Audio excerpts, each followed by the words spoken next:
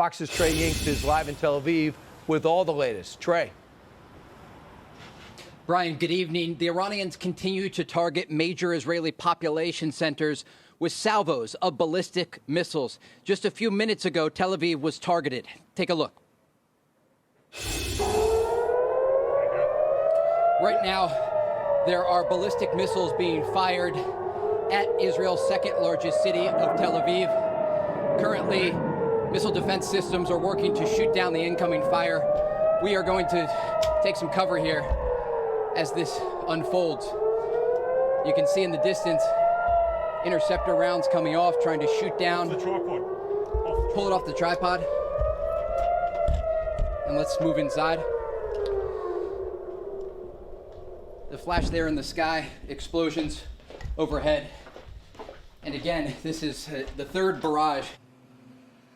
Brian, this has been the scene throughout the day, not only here in Tel Aviv, but across this country. The Israelis say they have taken out 40% of the ballistic missile launchers, and every hour there are dozens of Israeli jets over the Iranian capital of Tehran and surrounding areas. Tonight, the IDF is telling civilians in the capital of Tehran, in some places, they must evacuate immediately. Tonight, the Israeli Security Cabinet held an assessment as the region waits to see whether or not the United States will get directly involved in this conflict.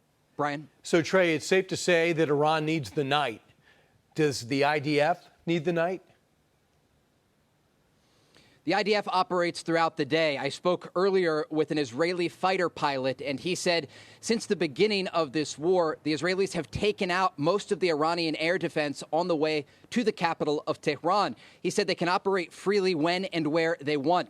This gives Israel the ability to go after more of the nuclear sites, target top IRGC officials that they haven't already killed, and control the skies. We expect this to expand in the hours and days ahead. And again, that X factor about possible American involvement. Trey, I know with you covering the bombings and the working of the Iron Dome and all the surrounding missile defenses, I'm wondering if you have a sense of how the president's toughening tone is resonating inside Israel. He's not talking about a ceasefire. He's talking about a real end. He's talking about blown opportunities. It didn't have to be this way. But it seems as though he's talking a little bit more about we and less about just Israel.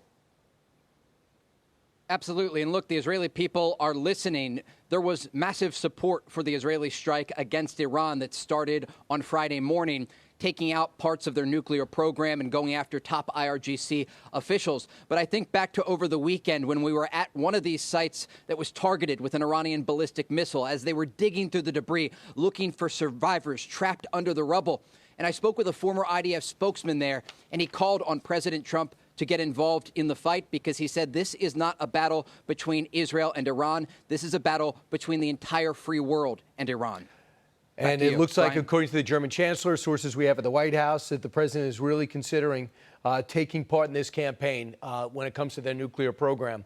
I also found out that it looks like the Iranians have reached out about reigniting talks, according to a source close to the White House. I don't know how interested the president is.